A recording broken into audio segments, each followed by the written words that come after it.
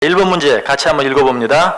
노아는 의인이었고 당세에 완전한 자였으며 하나님과 동행하는 삶을 살았습니다. 그런데 이러한 그에게도 한 가지 놀라운 실수가 있었습니다. 어떤 실수였습니까? 자, 먼저 우리가 지금까지 공부해 본 것처럼 노아는 정말 하나님 보시기에 아름다운 하나님과 동행하는 그런 삶을 살았죠. 창세기 6장 9절 한번 읽어볼까요? 창세기 6장 9절 시작. 이것이 노아의 족본이라. 노아는 의인이요 당대의 완전한 자라. 그는 하나님과 동행하였으며. 노아에 대해서 이야기하죠. 의인이다라고 말하고 당대의 완전한 자라. 또 그는 하나님과 동행하였다. 여기서 의인이라는 말, 또 완전하다는 말, 이 말은 흠이 없다, 잘못이 없다라는 말이 아니에요.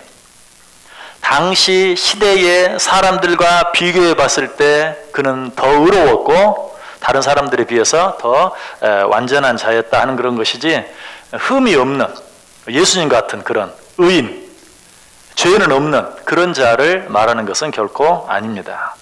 당시 다른 그 어떤 사람과 비교해 보아도 그들보다 더 나은 삶을 사는 그런 자였다라는 것이죠. 자, 어쨌든 그는 이처럼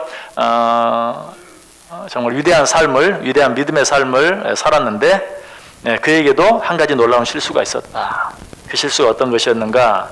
자, 오늘 본문 창세기 9장 20절, 21절 같이 읽습니다. 노아가 농사를 시작하여 포도나무를 심었더니 포도주를 마시고 취하여 그 장막 안에서 벌거 벗은지라. 자, 노아가 저지른 실수, 어떤 실수였어요? 술을 마시고 취하여 수치를 드러낸, 벌거벗은 것입니다. 사람들 앞에서 부끄러운, 술에 취하여 부끄러운 일을 행하고 만 것을 보게 돼요. 자, 2번 문제 보겠습니다. 2번 문제. 문제 같이 읽습니다. 이러한 노아의 실수는 어떤 사건 직후에 있었습니까? 어떤 사건 직후에 있었습니까? 자, 창세기 9장 1절부터 19절. 굉장히 길죠? 자, 이 구절 다 적어 오신 분. 1절부터 19절. 아, 우리 전장로님 부부. 또 저기 우리 손성호 권사님. 다른 분은 다 안 적으셨습니까? 다른 구절들은 다 적었습니까? 다른 구절들은 적었습니까? 자, 다른 구절들 적어 오신 분. 별로 많지 않으시네. 다음에는 숙제검사 한번 합니다.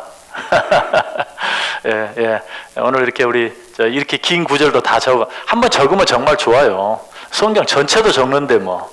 그런데 예를 들어 숙제할 때 이렇게 긴 구절은 뭐 면제해 드리겠습니다. 여러분 안 쓰시면 안 쓰셔도 미리 다 찾아 놓으시고 하시면 면제는 해 드리겠는데 가능하면 한번 쓸 수 있으면 써보세요. 너무 자, 꼭 쓰지는 못했다 할지라도 우리 한번 읽어봅시다. 좀 길지만 창세기 9장 1절부터 19절. 노아가 이런 큰 실수를 하기 전에 어떤 일이 있었는가? 오늘 본문은 20절부터 시작하는데 그 앞에 1절부터 19절까지 보면 노아가 이런 술에 취하여 벌거벗은 실수를 하기 전에 어떤 일이 있었는지 알 수 있겠죠? 자, 1절부터 19절 역시 교도갑니다. 자, 1절 읽습니다. 하나님이 노아와 그 아들들에게 복을 주시며 그들에게 이르시되 생육하고 번성하여 땅에 충만하라.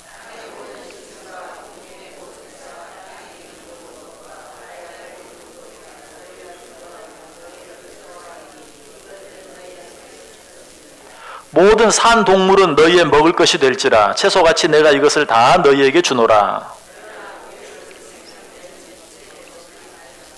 내가 반드시 너희의 피 곧 너희의 생명의 피를 찾으리니 짐승이면 그 짐승에게서 사람이나 사람의 형제면 그에게서 그의 생명을 찾으리라.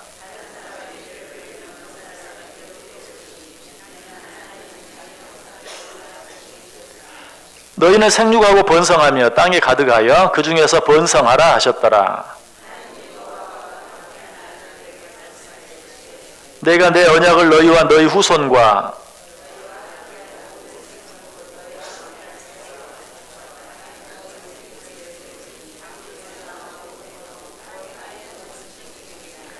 내가 너희와 언약을 세우리니 다시는 모든 생물을 홍수로 멸하지 아니할 것이라. 땅을 멸할 홍수가 다시 있지 아니하리라.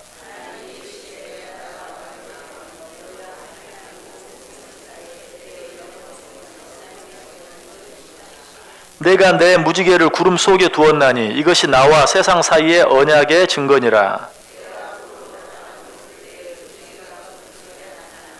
내가 나와 너희와 및 육체를 가진 모든 생물 사이에 내 언약을 기억하리니 다시는 물이 모든 육체를 멸하는 홍수가 되지 아니할지라.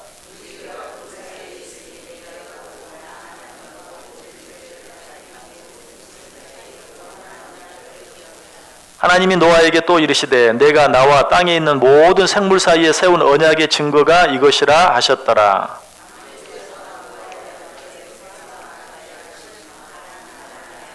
(19절) 같이 읽습니다. 노아의 이 세 아들로부터 사람들이 온 땅에 퍼지니라. 아멘.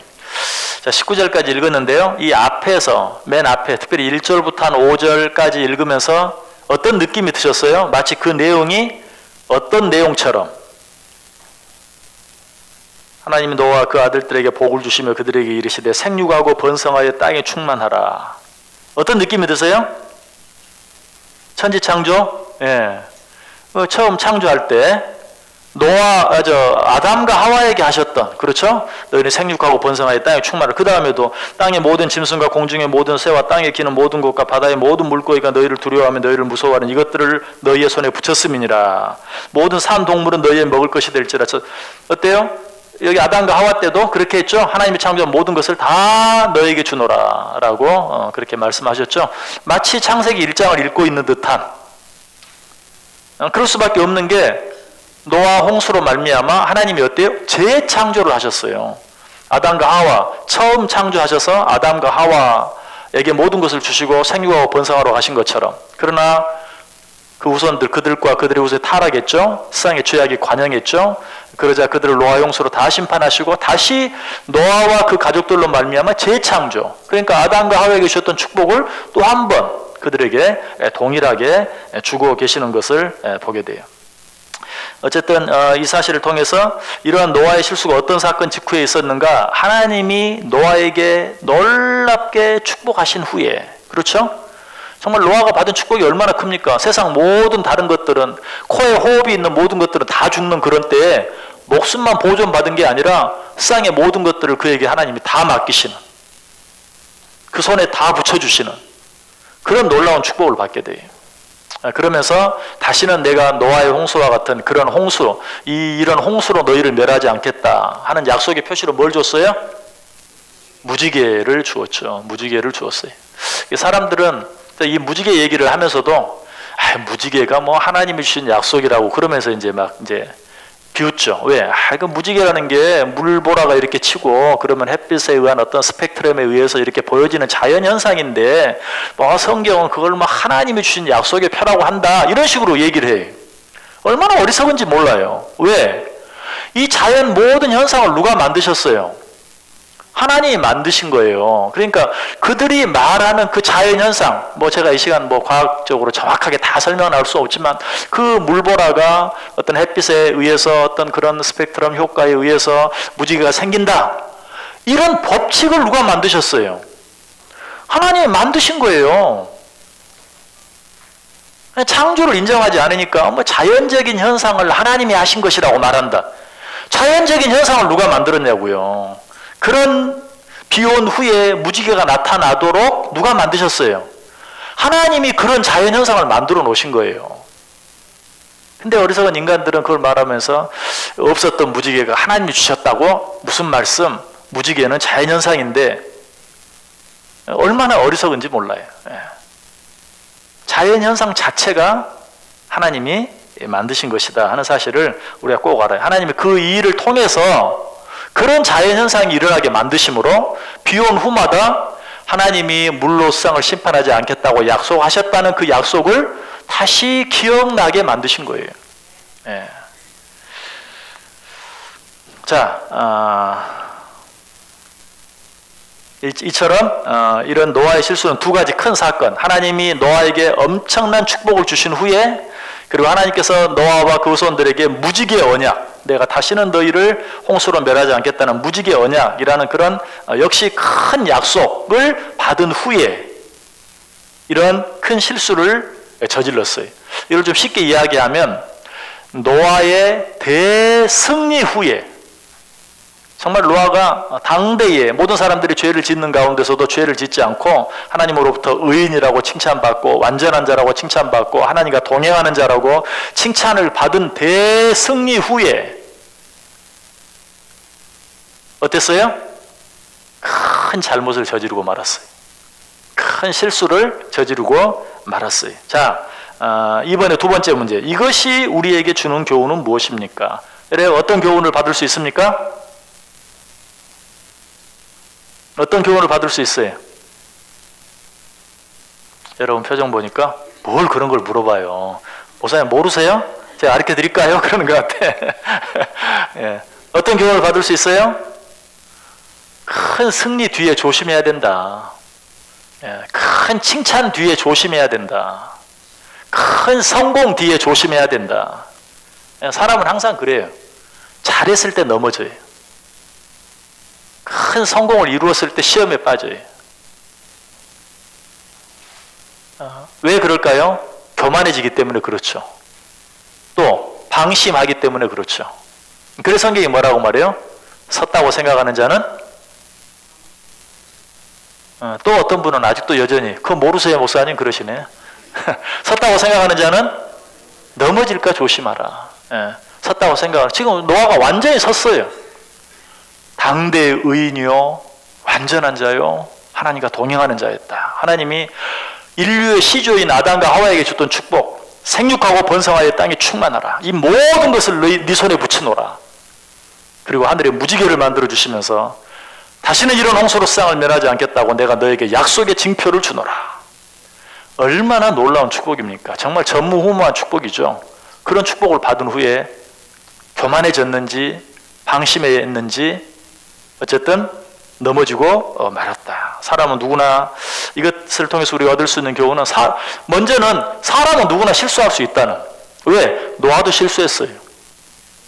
노아같이 당대 의인이고 완전한 자 하나님과 동행하던 그런 자도 실수했어요. 이 세상에 실수 없는 인간이 있을 수 있어요? 없어요? 없어요. 뭐 노아보다 나은 사람이 있다면 혹 모르겠어요. 그러나 그런 사람이 없어요. 누구나 실수할 수 있고 누구나 실패할 수 있고 누구나 넘어질 수 있어요. 그러나 여기서 한 걸음 더 나가면 어때요? 특별히 언제? 무엇인가 잘했을 때, 칭찬받았을 때, 성공했을 때, 큰 축복을 받았을 때, 이럴 때 더더욱 우리는 실수할 수 있다. 노아뿐만 아니죠. 또 누가 그랬습니까? 여러분 생각나는 사람 있습니까? 큰 승리 뒤에 넘어진 사람 성경 가운데 누가 있습니까? 엘리야. 바알 선지자 450, 아세라 선지자 400명, 850대 1의 대결을 갈멜 산상에서 벌이잖아요. 누가 이겼어요? 엘리야가 이겼어요. 그 제물을 해놓고 제물을 태우는데 바알 선지자, 아세라 선지자들은 뭐 아무리 자기 몸에 막 상처를 내면서 자기 신을 부르며 하는데도 아무런 변화가 없어요. 그러나 엘리야는 어때요? 짐승을 각을 떠서 벌려놓고 거기다 막 양동이로 물까지 부어가지고 좀처럼 불이 탈 수 없을 정도로 해놨는데도 하나님의 이름을 부르며 기도했을 때 불이 내려와서 그 재물을 완전히 태워버리는. 그렇죠? 정말 이 850대 1에서 큰 승리를 거두었어요. 그러나 그 뒤에 이세벨이 이 바알과 아세라를 섬기던 이세벨이 엘리야를 죽이겠다고 군대를 이끌고 쫓아와서 뭐 다 죽이겠다고 하니까 두려워서 겁을 먹고 도망가죠. 어디로? 로뎀나무 아래로. 그리고 거기서 뭐라고 해? 나를 차라리 죽여주옵소서. 죽는 게 낫겠습니다. 그처럼 담대한 믿음을 가졌던, 그리고 하나님의 살아계심을 확실하게 경험하고 체험하고 하나님이 그것을 정말 눈에 보이도록 보여주셨는데도 이세벨이 쫓아온다고 하는 그 순간에 완전히 두려움에 넘어져서 차라리 죽는 것이 낫겠습니다. 못하려고 나를 이렇게 살렸습니까? 차라리 죽여주옵소서. 도무지 믿음을 가진 사람 입에서는 나올 수 없는 그런 실패, 그런 실수를 하고 마는 것을 보게 돼요. 또 한 사람 들면 또 누구를 들 수 있을까요? 신약시대에서 한 사람 든다면 누구? 베드로. 베드로가 예수님이 물었죠. 사람들이 나를 누구라 하더냐? 엘리야라고 하던데요. 이렇게 말합니다. 그때 너희들은 나를 누구라 하느냐라고 물었을 때 베드로가 뭐라고 말해요? 주는 그리스도시요 살아계신 하나님의 아들이시니이다. 정답 중에 정답. 그러자 예수님이 얼마나 그를 멋지게 칭찬합니까? 바요나 시몬아 내가 복이 있도다 라고 말하면서 내가 이 반석 위에 내 교회를 세우겠다. 그 베드로의 신앙 고백이 교회의 기초가 되는, 네가 한 그 놀라운 신앙 고백, 주는 그리스도시요 살아계신 하나님의 아들이십니다라는 그 고백이 정말 교회의 기초가 될 것이다. 그게 이제 가톨릭 신자들이 이걸 오해해가지고 마치 베드로가 교회의 기초인 것처럼, 네가 하늘에서 매면 땅에서 매고 땅에서 매면 하늘에서도 매일 것이다. 네가 하늘에서 풀면, 네가 땅에서 풀면 하늘에서도 풀릴 것이다. 그래서 베드로가 마치 천국 열쇠를 가진 것처럼, 그래서 베드로를 아주 신격화하는 그런 모습을 보게 되죠. 그러나 그것은 하나님의 놀라운 칭찬이긴 하지만, 그러나 베드로를 신격화한 게 아니, 베드로 위에 교회를 세우겠다는 말이 절대 아니, 베드로가 교회의 기초라는 말이 아니, 베드로가 한 그 신앙 고백, 그것이 교회의 기초가 될 것이다. 주는 그리스도시요 살아계신 하나님의 아들이라는 그 신앙 고백이 교회의 기초가 될 것이다. 그러니까 베드로는 절대로 다른 어떤 사도들보다 더 뛰어난, 인간들과는, 보통 인간들과는 다른 그런 어떤 존재가 아니에요. 바로 그 사실을 보여주는 게 바로 그 놀라운 칭찬 뒤에 베드로가 어떤 실수를 저질러요. 예수님이 그때 말하죠. 이제 내가 너희를 위해 죽어 주어야 하겠다. 너희 신앙 고백 위에 내가 교회를 세우겠다라고 말한 후에 이제 내가 너희를 위하여 죽어야 되겠다. 그러니까 베드로가 뭐라고 말해요?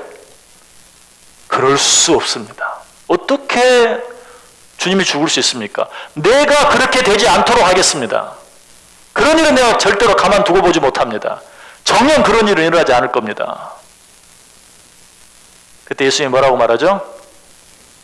사탄아, 내 뒤로 물러가라.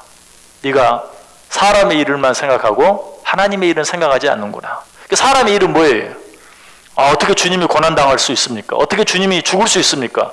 어떻게 내가 스승님이 내 앞에서 죽는 일을 가만 보고만 있을 수 있습니까? 절대 그럴 수 없습니다. 이게 사람의 일이에요. 그러나 하나님의 일은 뭐예요? 하나밖에 없는 아들 예수 그리스도를 십자가에 달려 죽게 하심으로 우리의 죄를 용서해 주시는 것이, 그런 하나님의 일을 생각하지 않아 인간적으로만 생각하는 그런 베드로를 향해서 네가 사람의 일은 하나님의 일은 생각하지 아니하고 사람의 일만 생각하는도다. 이게 바로 베드로가 무슨 특별한 교황이 아니라는 증거예요. 베드로가 특별한 인간이 아니라는 증거예요.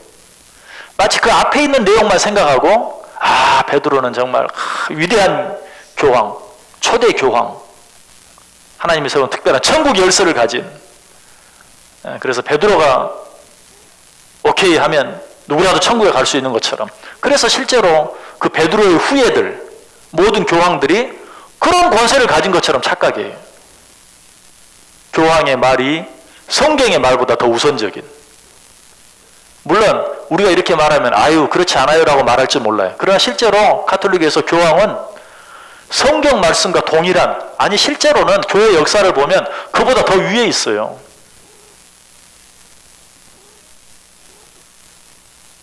그런 실수를 저질러요. 자, 어쨌든 베드로 어때요? 정말 그런 인간적인 놀라운 승리 뒤에 바요나 시몬아 네가 복이 있도다. 내가 이 반석 위에 내 교회를 세우겠다. 예수님의 그 놀라운 칭찬, 축복을 받자마자 사탄아 내 뒤로 물러가라 라는 그런 엄청난 책망을 들을 수밖에 없는 큰 실수를 저지르고 만 것을 보게 돼요. 여러분, 잘 될 때 조심하세요. 잘 될 때, 그때 한 번 더 겸손해져야 돼요. 한 번 더 자기를 살펴야 돼요. 잘 될 때, 성공했을 때, 칭찬받았을 때, 내가 생각해도 그냥 내 마음이 너무 뿌듯하고 너무 자랑스러울 때 섰다고 생각하는 자는 넘어질까 조심하라. 오늘 노아를 보면서, 엘리야를 보면서, 베드로를 보면서 우리가 그런 것들을 생각할 수 있어야 돼요. 자, 3번 문제 보겠습니다. 문제 같이 읽습니다. 노아의 이런 실수가 어떤 결과를 가져왔습니까? 창세기 9장 22절에서 27절. 자, 노아의 실수, 술에 취하여 벌거벗은 이런 실수가 어떤 결과를 가져왔습니까? 자, 오늘 본문 읽었죠? 22절부터 27절 다시 한번 읽습니다. 한 절씩 읽습니다. 가나안의 아버지 함이 그의 아버지의 하체를 보고 밖으로 나가서 그의 두 형제에게 알림해.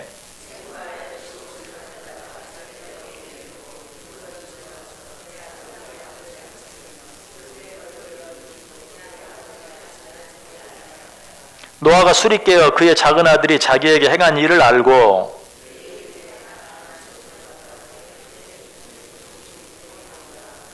또 이르되 셈의 하나님 여호와를 찬송하리로다. 가나안은 셈의 종이 되고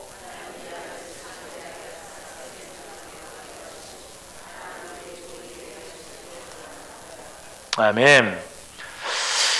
자, 노아가 술에 취해서 벌거벗은 이런 실수를 저지름으로 말미암아 어떤 결과가 초래됐습니까?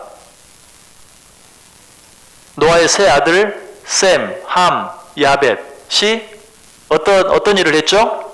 먼저 함이 아버지에게로 갔다가 아버지가 술에 취해서 발가벗고 누워있는 걸 보았어요.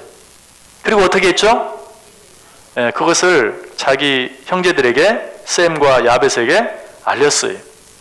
근데 이건 이제 알린 거는 단순히 그냥 이렇게 했다라고 알린 게 아니라 많은 성경학자들은 이야기하기를 아버지를 조롱하는, 아니 세상에 우리 아버지가 술에 취해가지고 발가벗고 누워있다. 어떻게 저럴 수가 있느냐 라고 조롱했다라고 생각합니다. 자, 어쨌든 그렇게 했을 때 셈과 야벳은 어떻게 했어요? 뒤로 아버지 하체를 보지 않기 위해서 옷을 들고 들어가서 아버지 하체를 덮는, 아버지 하체를 보지 않는, 실제로 성경에 보면 그 하체를 보는 것을 아주 부정하게 여기는, 그래서 제사장들은 이렇게 계단을 오르내릴 때도 옛날에는 사실 남자 여자 할 것 없이 다 이렇게 바지가 아니라 그냥 원피스 같은 통으로 짠 그런 옷을 그냥 이렇게 걸치고 다녔죠. 그래서 보면 그 제사장들에게 특별히 그 하체가 드러나지 않도록 조심해라 라고 얘기하는 부분들이 있고, 특별히 또 제사장들은 그 에봇을 만들 때도 반드시 속옷을, 속 바지를 만들어서 입음으로 하체를 드러나지 않게 하라 하는 그런 말들이 자주 나와요. 그래서 하체를 드러내는 것, 이것은 굉장히 거룩하지 못한, 그걸 보는 것도 마찬가지. 그래서 이미 셈과 야벳은 그 아비의 하체를 보지 않기 위해서 뒷걸음쳐 들어가서 옷으로 그 하체를 덮고 덮어준 것을 보게 되죠. 이런 내용을 비교해 보면 이제 함은 들어갔을 때 갑자기 본 것이야 어떻게 하겠어요. 그러나 보았을 뿐만 아니라 그것을 보고 아버지를 무시하고 또 그것을 형제들에게 아버지를 조롱하고 또 어쩌면 자기 혼자 그냥 보고 잘 그 수치를 가려주었을 수도 있는데 자기 형에게 동생에게까지 다 그거를 알려서 아비의 수치를 더 크게 만들고 드러내는 이런 모습들, 이런 것들로 말미암아서 함은 어떻습니까? 저주를 받게 되죠. 저주를 받게 돼요. 뿐만 아니라 함만 저주를 받습니까? 거기 보면 함만 저주를 받나요? 24절 보면 노아가 술이 깨어 그의 작은 아들이 자기에게 행한 일을 알고 이에 이르되 가나안은 저주를 받아 그의 형제의 종들의 종이 되기를 원하노라. 여기서 가나안은 누구죠? 노아의 세 아들은 셈, 함, 야벳이. 근데 갑자기 가나안이 나옵니다. 가나안은 누구죠? 창세기 10장 6절 보면 가나안이 나와요. 근데 그 가나안은 누구냐면 함의 아들이에요. 그러니까 노아의 손자예요. 그러니까 함이 잘못했어요. 아버지 하체를 보고 비웃고 조롱하고 형제들에게까지 놀리고 알려서 놀리는 그런 일을 저질렀어요. 그런데 그런 말미암아 함이 저주를 받았을 뿐만 아니라 누구까지? 손자, 함의 아들 가나안까지도 저주를 받게 되는 그런 모습을 보게 돼요. 이 사실을 통해서 역시 우리가 또 한 번 그 부모들의 삶이 얼마나 중요한가 하는 것을 또 한 번 알게 돼요. 성경에 보면 그렇게 말해요. 부모의 죄가 자녀 손 3, 4대까지 이르리라. 참 불의한 것 같고 불공평한 것 같지만 그러나 하나님께서는 미리 그렇게 말씀해 주셨어요. 그것은 결국 누구를 위해서? 그 부모뿐만 아니라 부모와 자녀들을 위해서 그렇게 말씀하신 것이 부모의 죄가 자녀 손 3, 4대까지 이르리라. 그러나 뭐라고 말합니까? 그러나 그 부모의 잘한 것은 몇 대까지? 1000대까지 이르리라. 이 말은 경고예요, 경고. 부모의 죄를 자녀에게 전가시킨다 그런 의미가 아니고 그런 의미 그렇게 그것을 강조하기 위해서가 아니라 너희들이 믿음 안에 잘 살아라. 그러면 천대까지 복을 받을 것이다. 그러나 너희들이 믿음 안에 잘 살지 못하면 너희 자녀들에게도 영향이 있을 것이다. 라고 말하면서 믿음 안에서의 삶을 강조하고 가르치고 있는 것이 오늘 여기서도 마찬가지. 왜 갑자기 함에게서 가나안으로까지 넘어가는가? 이제 이거를 이제 논리적으로 설명하기 위해서 어떤 학자들은 뭐 그 아버지의 그 말을 듣고 그 손자인 가나안이 당시에 뭐 그 판을 쳤던 소돔과 고모라 시대에도 이미 있었던 것처럼 동성애 같은 그런 어떤 잘못을 그가 저질렀을 것이다. 이렇게 추측하기도 해. 그런데 굳이 그럴 필요가 없어요. 어쨌든 가나안의 죄는 어떤 일인지 확실히 드러나 있지 않죠. 물론 여기 이제 보면은 그 작은 아들이 한 일을 듣고 알고 자기에게 행한 일을 알고라고 얘기해서 뭐 어떤 일을 행했는지 우리가 정확히 알 수는 없어요. 그러나 아버지 함이 행한 일로 인하여 분명한 것은 아버지 함이 행한 일로 인하여 그 아들 가나안까지도 영향을 받았다 하는 사실을 우리가 기억하면서 죄가 얼마나 무서운가 하는 것을 깨달으면 돼요. 죄가 얼마나 무서운가. 우리들은 그렇잖아요. 우리만 생각하면 에이 뭐 까짓 거. 그러나 자녀들 생각하면 어때요? 할 말도 못하고 뭐 나에 관한 일이라면 얼마든지 할 수 있지만 그 말이 자녀들에게 영향을 미치고 자녀들에게 손해가 난다면 10번이라도 참을 수 있어요. 그래 내가 말해서 자녀들이 혹시라도 잘못되면 손해나면 안 되니까 바로 그걸 이야기하고 있어요. 그런 마음으로 너희는 늘 죄를 멀리하고 죄와 상관없는 삶을 살기 위해서 애쓰라라고 이야기하고 있는 것입니다. 자, 4번 보겠습니다. 4번. 문제 같이 읽습니다. 이 사건과 유사한 사건을 성경 가운데서 발견할 수 있습니까? 어떤 사건 생각납니까? 노아가 술 취해 벌거벗고 있었다. 그것을 함이 범으로 말미암아서 함과 그 아들 가나안이 벌을 받게 되었다. 자, 이 사건 술에 취해서 부모가 술에 취함으로 말미암아서 자녀가 잘못을 저지르고 벌을 받게 되는 이 일을 통해서 생각나는 일 없습니까? 예, 그렇죠. 예. 롯이죠, 롯. 롯도 마찬가지죠. 롯이 이제 소돔과 고모라에서 간신히 살아서 높은 산 위에 동굴에 피해 있을 때 역시 또 취해서 있을 때 누가? 딸들이. 딸들이 그때 이제 다 롯의 가족이 구원받았죠. 누구만 빼고? 아내만 빼고. 왜? 아내는 뒤돌아보아서 소금 기둥이 되고 딸들은 다 롯과 함께 소돔과 고모라에서 구원받는 축복을 받았는데 그 아버지 롯이 취해 있어서 그 딸들이 어떻게 합니까? 세상이 다 멸망했으니까 우리가 아버지로 말미암아 아버지와 동침함으로 말미암아 자손을 전하자. 이것이 사실 뭐 요즘 같은 개념하고는 또 많이 달라요. 아까도 이미 말씀을 드렸죠. 당시 노아 아담과 하와 시대는 어때요? 그렇게 해서 자녀들이 번성된 게 사실이.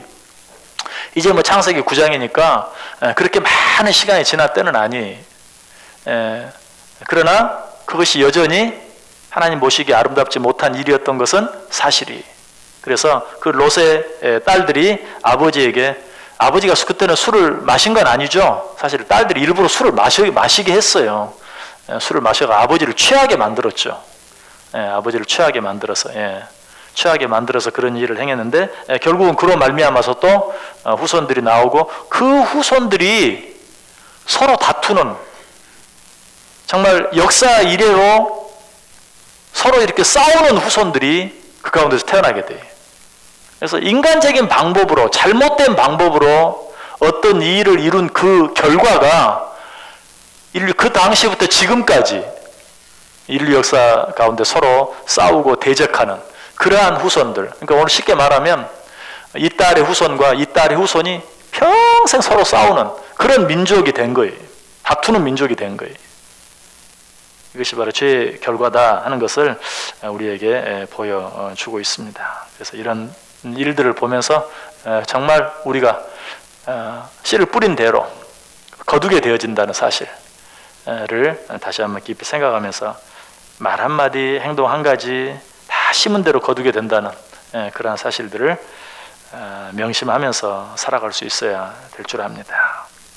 자, 5번 문제 보겠습니다. 이제 노아의 사건도 봤고, 그리고 롯의 사건도 보았어요. 노아는 스스로 먹고 취해서 엄청난 일이 일어났고, 롯은 스스로 그렇지는 않았지만 역시 타의적인 것이었지만 술에 취함으로 말미암아서 또 자기가 생각지도 못했던 그런 또 엄청난 결과를 가져왔죠. 자, 이런 사건들을 보면서 5번 문제 같이 읽습니다. 성경은 술에 대해 어떻게 가르쳐 주고 있습니까? 자, 술에 대해서 노아가 술을 마시고 취했는데 성경은 술에 대해서 어떻게 가르쳐 주고 있는가? 자, 1번 문제 역시 같이 읽습니다. 성경에 언급되는 포도주는 어떤 포도주입니까? 자, 마태복음 9장 17절 한번 찾아볼까요? 마태복음 9장 17절. 마태복음 9장 17절.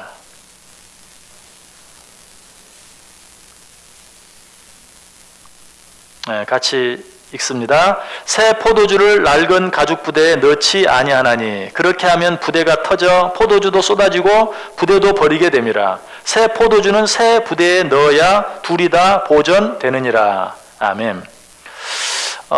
술에는 많이 발효된 술과 덜 발효된 술은 발효식품이죠. 그래서 많이 발효된 술과 덜 발효된, 여기 표현을 빌리면 새 포도주와 오래된 포도주가 있어요. 그런데 이 두 포도주를 다 성경을 보면 원어적으로 오이노스라는 헬라어 단어로 똑같은 단어로 표현하고 있어요. 그러니까 포도주란 말 자체는 똑같아요. 그러나 그 가운데는 아주 오래된, 발효가 많이 된 포도주도 있고 그렇지 않은 포도주도 있다.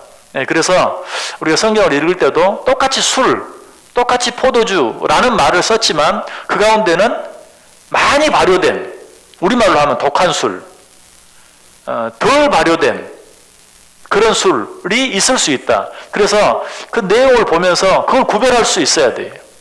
오래된 술과 그렇지 않은, 단어는 똑같다 할지라도, 똑같이 포도주라고 나와 있다 할지라도, 똑같이 술이라고 나와 있다 할지라도 많이 발효된 술과 그렇지 아니한 술로 구별할 수 있어야 된다. 자, 그 정도 하고요. 성경에 언급되는 포도주는 그냥 똑같이 다 포도주라고 되어 있지만 그 가운데는 오래된 포도주와 발효가 많이 된 포도주와 그렇지 아니한 포도주가 있을 수 있다 하는 것을 염두에 두고요. 두 번째 문제 읽습니다. 일반적인 술 말고 포도주를 금한 성경 구절이 있습니까? 포도주를 금한 성경 구절이 있습니까? 자, 이사야 5장 22절. 찾으셨죠? 같이 읽습니다. 포도주를 마시기에 용감하며 독주를 잘 빚는 자들은 화 있을진저. 거기 보면 포도주를 마시는 것을 분명히 잘못된 것으로 이야기하고 있죠.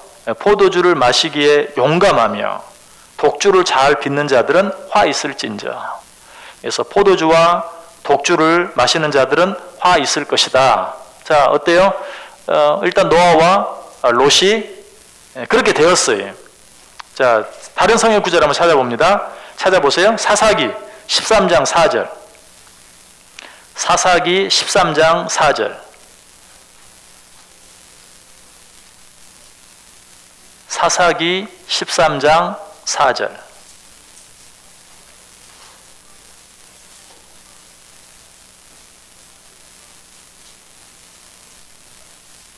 자, 같이 읽을까요? 그러므로 너는 삼가 포도주와 독주를 마시지 말며 어떤 부정한 것도 먹지 말지니라. 아멘.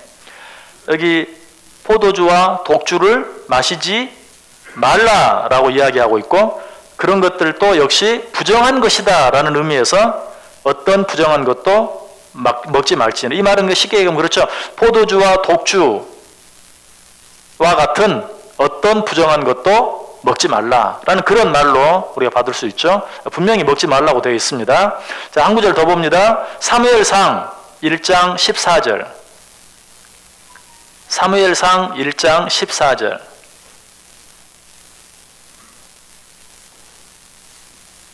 사무엘상 1장 14절.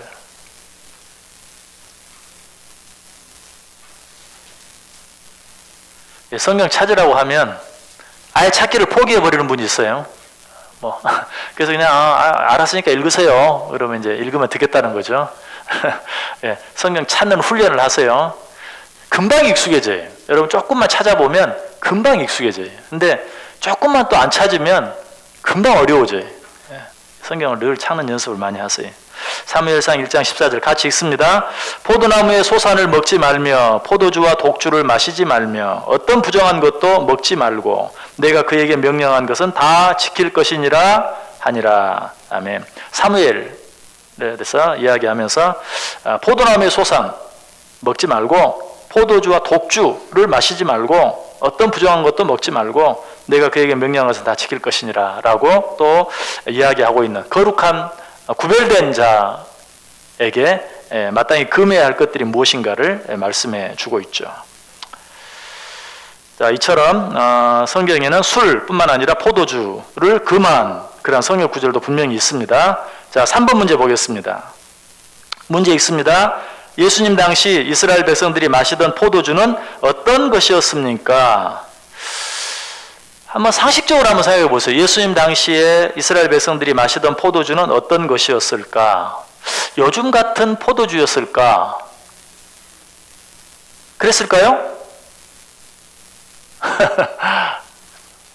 역시 여러분 표정은 제약을 어떻게 합니까? 몰라요. 제가 할 말이 있죠. 요즘 같은 포도주일까요?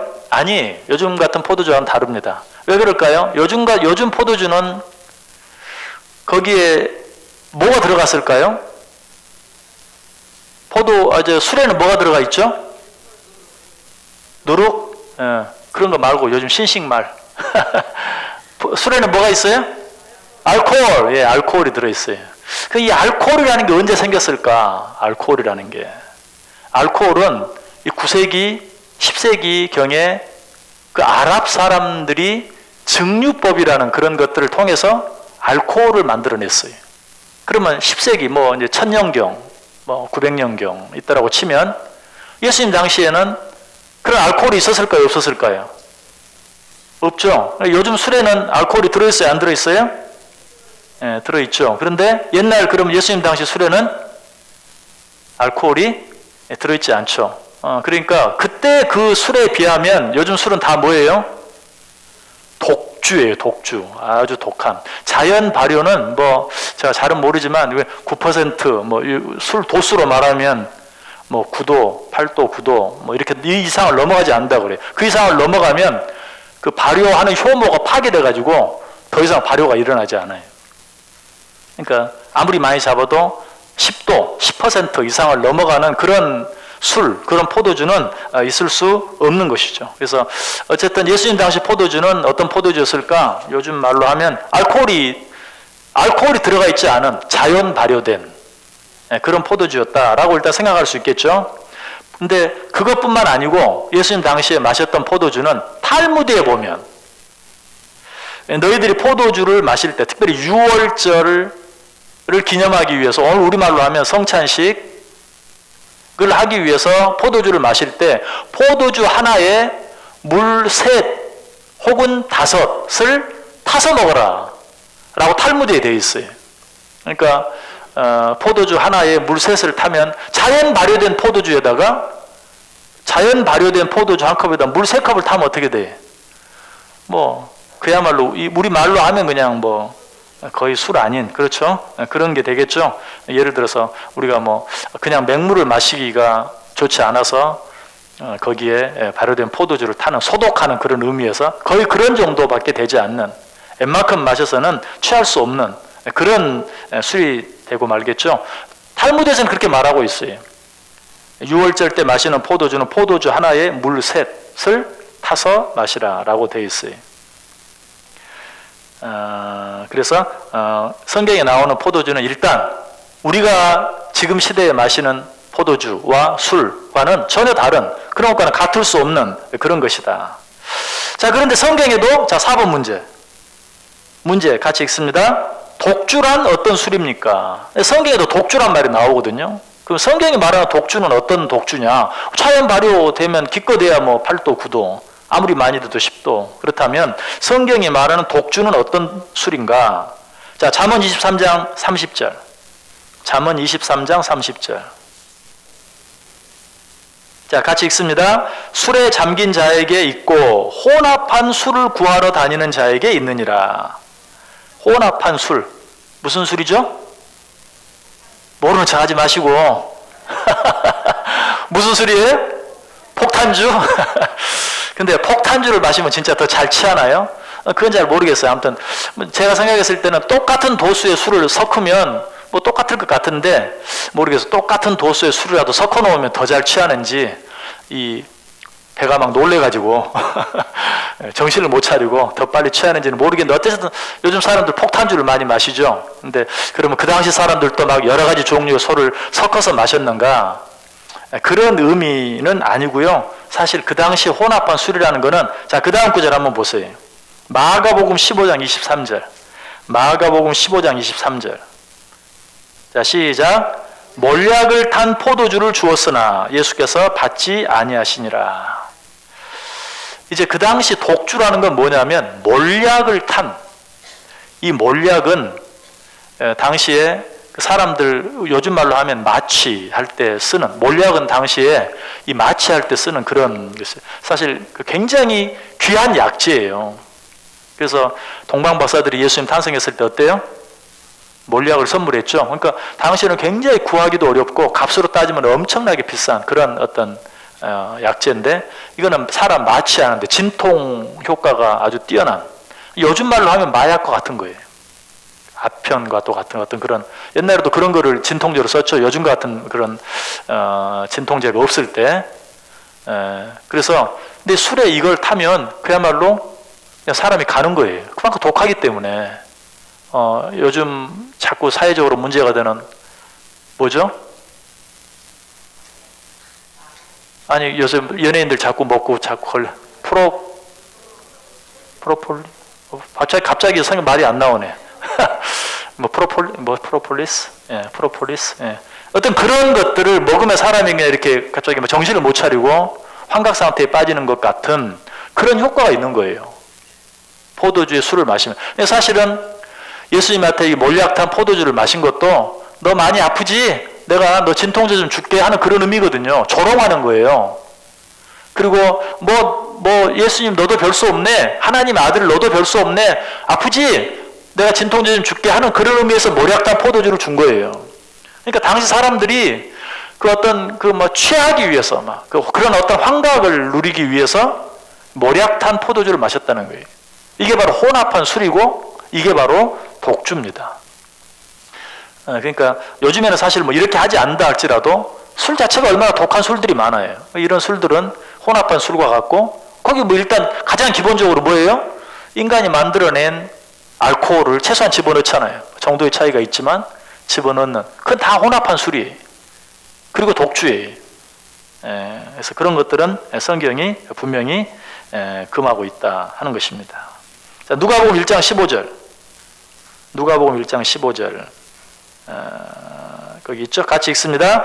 이는 그가 주 앞에 큰 자가 되며 포도주나 독한 술을 마시지 아니하며 모태로부터 성령의 충만함을 받아. 자, 이건 누구 얘기죠? 세례 요한. 요한이 이제 태어날 것에 대해서 엘리사벳에게 가르쳐 주면서 이는 그가 주 앞에 큰 자가 되며 포도주나 독한 술을 마시지 아니하며 모태로부터 성령 충만함을 받아. 분명히 술을 마시지 아니할 것에 대해서 이야기하고 있고 반대로 성령 충만할 것을 또 이야기하고 있죠. 그래서 에베소 5장 16절에는 역시 그 말씀 그대로 술 취하지 말고 성령 충만함을 받으라. 또 거기 술 취하지 말라 이는 방탕한 것이니 오직 성령 충만함을 받으라 라고 이야기하고 있는 것을 보게 됩니다. 그래서 여기서 독주, 신약시대에 말하는 독주는 이런 것처럼 몰약을 탔다든지 아니면 그것까지 안 해도 사실은 물을 섞지 않은 포도주 자체만도 독한 술이라고 표현하고 있어요.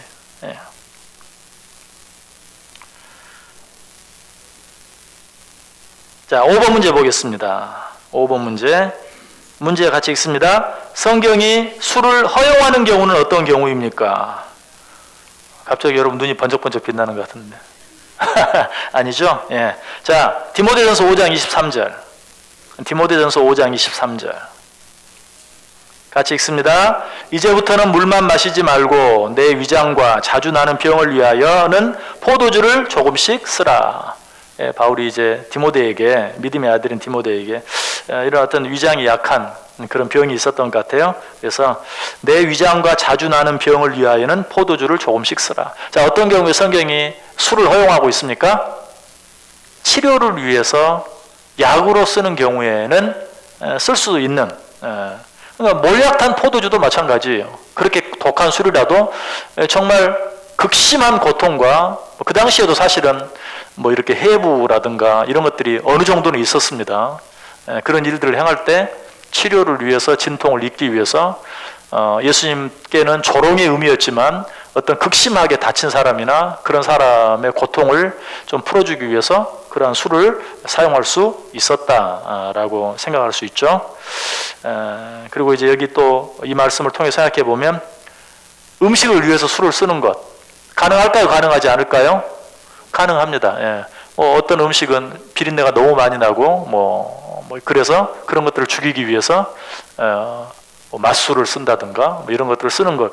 비위를 여기 옛날 성경에 보면 이제부터는 물만 마시지 말고 내 비위와 자주 나는 병을 인하여 포도주를 조금씩 써라 이렇게 돼 있어요. 그래서 어떤 음식 조리를 위해서 또 술을 사용하는 이런 것들을 또 이 성경에 또 분명히 허용하고 있는 그런 것들을 보게 돼요. 참 이렇게 보면 성경이 그냥 좀 이렇게 대충대충인 것 같으면서도 얼마나 세밀하고 자세한지 몰라요.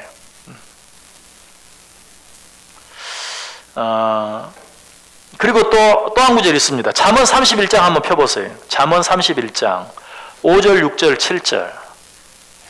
잠언 31장 5절, 6절, 7절. 잠언 31장 5절, 6절, 7절.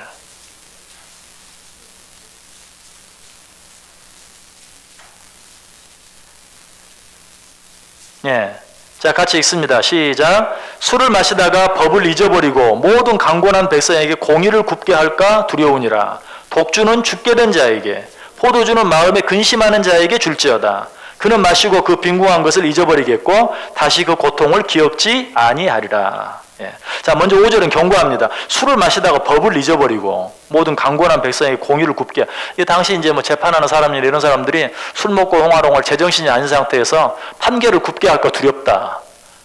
술은 그렇게 만드는 것이다. 그래 조심해라 라고 말하고, 그러면서도 6절에 독주는 죽게 된 자에게, 아까 말씀드렸죠.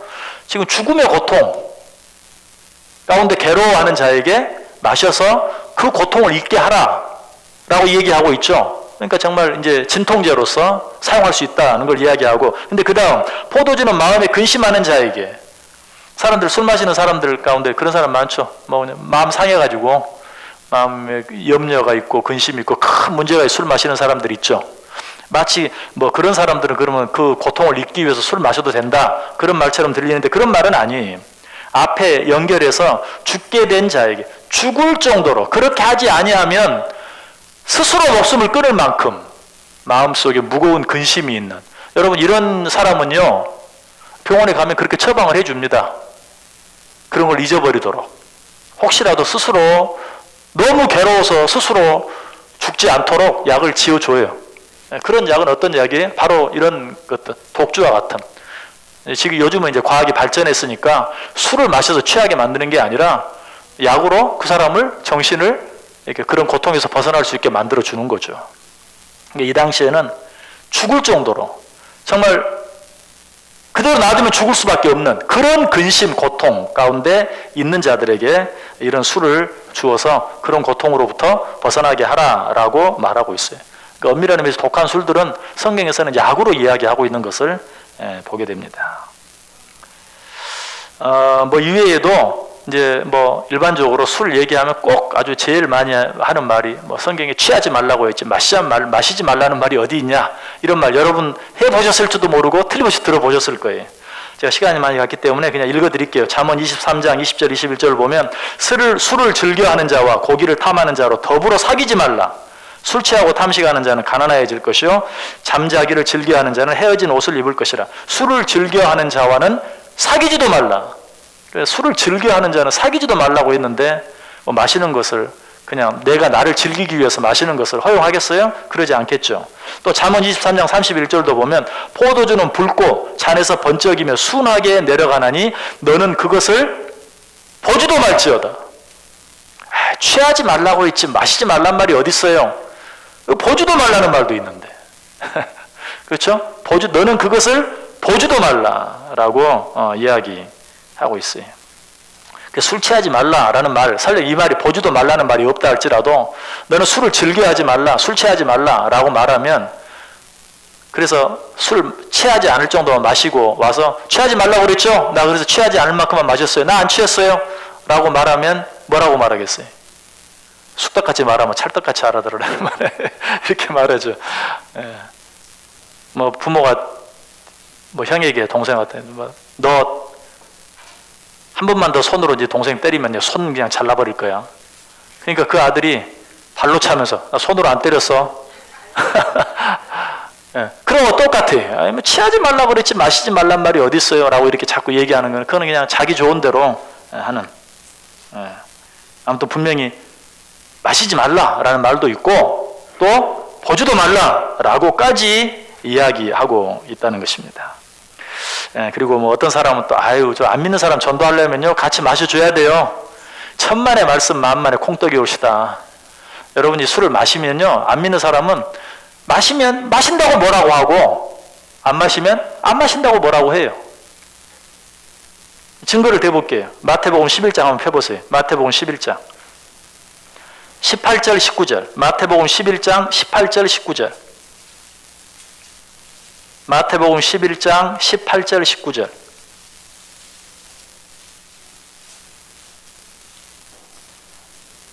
자 시작. 요한이 와서 먹지도 않고 마시지도 아니하며 저희가 말하기를 귀신이 들렸다 하더니 인자는 와서 먹고 마시며 말하기를 보라 먹기를 탐하고 포도주를 즐기는 사람이요 세리와 죄인의 친구로다 하니 지혜는 그 행한 일로 인하여 옳다함을 얻느니라. 아멘. 여기 이제 요한은 먹지도 않고 마시지도 않았어요. 그러니까 저 귀신 들렸구만 한마디로 무슨 요즘 말로 하면 완전 미쳤구만 또라이구만 뭐 이런 의미예요. 예. 그런데 또 예수님은 어때요? 먹고 마셨다라고 말하고 있어요. 자 이럴 때 이제 여러분 조심해야 돼요. 예수님도 마셨네요. 근데 바로 그 예수님 시대의 포도주가 어떤 포도주였는지, 당시 또 포도주를 마시는 규범이 어떠했는지 하는 것들을 한번 생각해보고 이 말씀을 들어야 돼요. 그러니까 또 먹고 마셨더니 뭐라고 말해요? 포도주를 즐기는 사람이다. 이렇게 욕해요. 그러니까 마시지 않은 세례 요한도 욕하고 예수님이 마셨을 때도 욕하고 이래도 욕하고 저래도 욕하고. 그러니까 뭐 욕 먹지 않기 위해서 좀 마셔야 돼요. 이거 어리석은 거예요. 아무튼 안 믿는 사람들은 이러면 이렇다고 저러면 저렇다고. 그러니까 뭐 욕 먹지 않기 위해서 하나님께서 원치 않는 일을 행할 필요는 전혀 없는 거예요.